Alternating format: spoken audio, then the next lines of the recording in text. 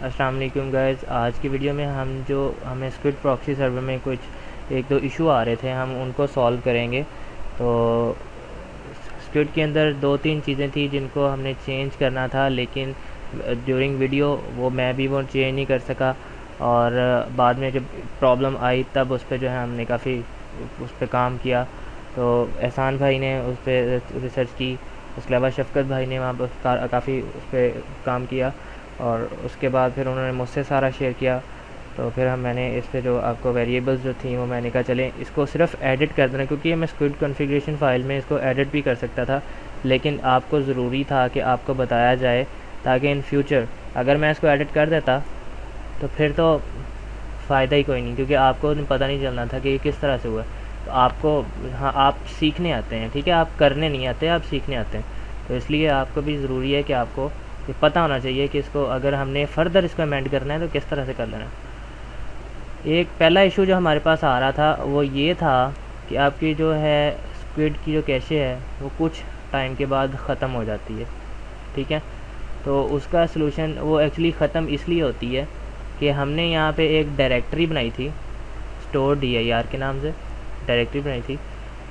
उसमें क्या किया हुआ था कि 500 MB हमने रिज़र्व किया था कैशिंग के लिए।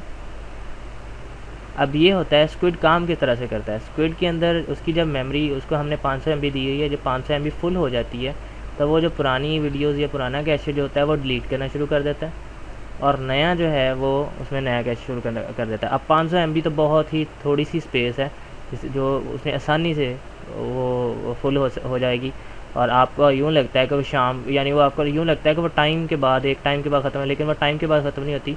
वो जैसे ही 500 MB क्रॉस कर जाती है तो वो जो पुरानी वीडियोस होती हैं जिनको सबसे कम हिट्स मिले होते हैं, या जो सबसे कम वीडियोस देखी गई होती हैं, या जो कोई भी कंटेंट जो कैश हुआ होता है उसको वो डिलीट कर देता है, और जो न्यू होता है या जो सबसे ज़्यादा ओपन किया जा रहा होता है उसको वो जो है कैश करना शुरू कर देता है।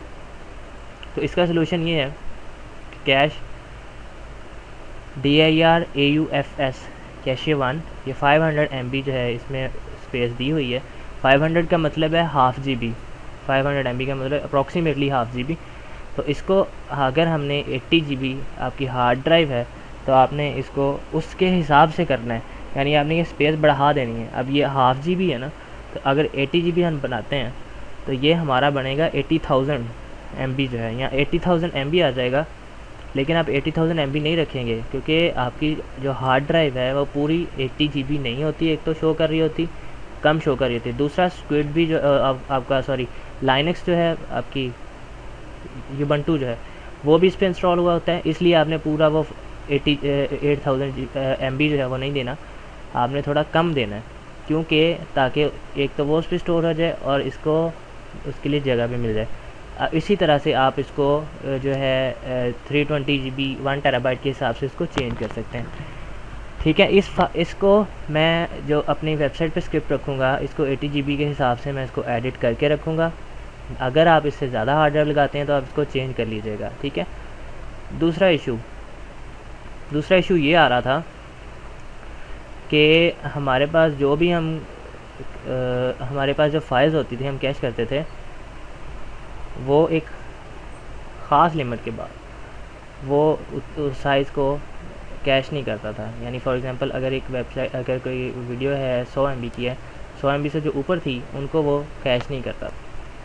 यानी जो वीडियोज़ या जो भी कंटेंट जो होता था वो 100 MB से ऊपर का होता था, उनको वो कैश नहीं करता था। ज़्यादा लंबी वीडियोज़ कैश नहीं करता था, और जो फाइल्स जो हैं 100 MB से ज़्यादा थी उनको कैश नहीं करता। तो इसका सलूशन ये है कि आपने ये देखें, options which affect the cache size, ठीक है।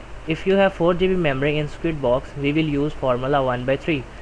यानी अगर हमारे पास 4 GB जो मेमोरी है वो हमने फार्मूला यूज़ करना है 1/3 का।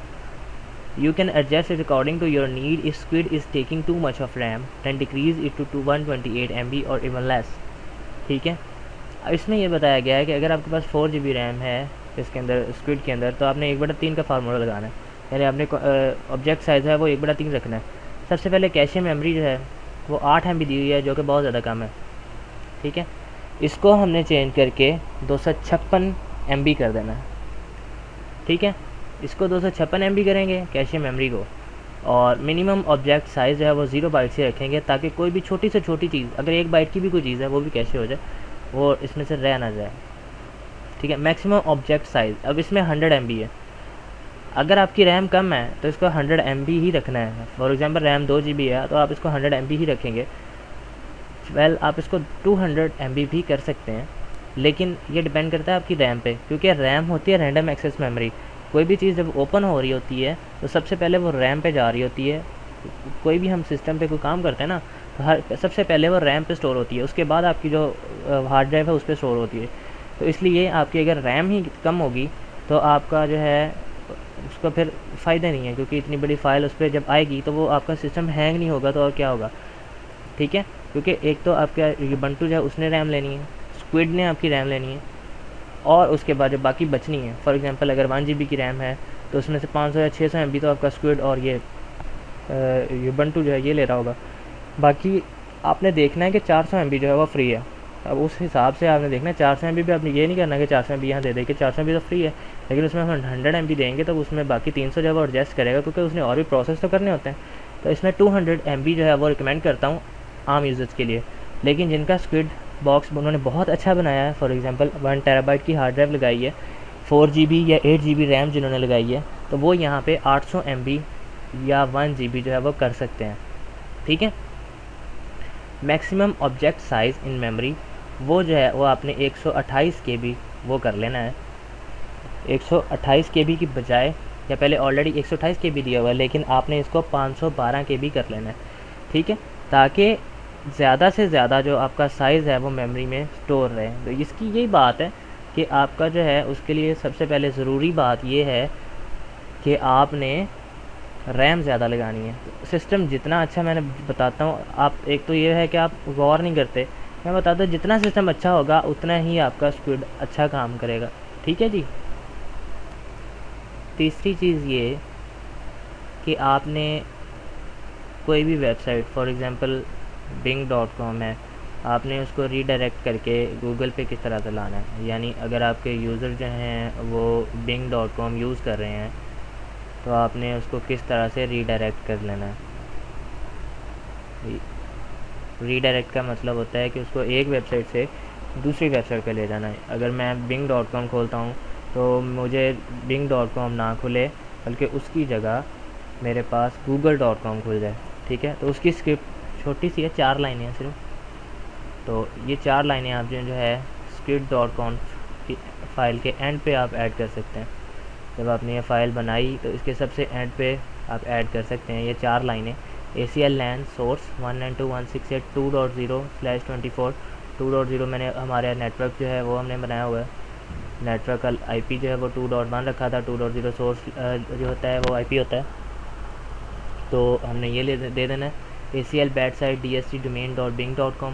यहाँ पे आपने वो वेबसाइट रखनी है जो आप ब्लॉक करना चाह रहे हैं, फॉर एग्जांपल youtube.com, और deny info google.com/lan, या google.com, या ये वो वेबसाइट होगी जिसके ऊपर आप यूज़र को लाना चाह रहे हैं। तो इसके ऊपर हमने क्या करना है कि यहाँ पे अगर आप मेटा कैफ़े, यूट्यूब को ब्लॉक करके मेटा कैफ़े पे लोगों को लाना चाह रहे हैं तो मेटा कैफ़े यहाँ लिख सकते हैं। ठीक है।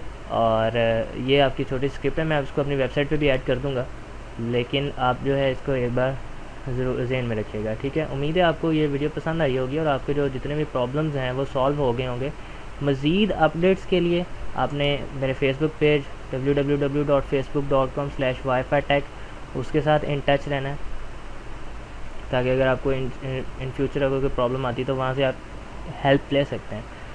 और एक चीज़ मैं ये बताना चाहूँगा कि किसी तरह वाईफाई टेक के अलावा facebook.com/wifi-tech इसके अलावा मेरा कोई भी पेज नहीं है।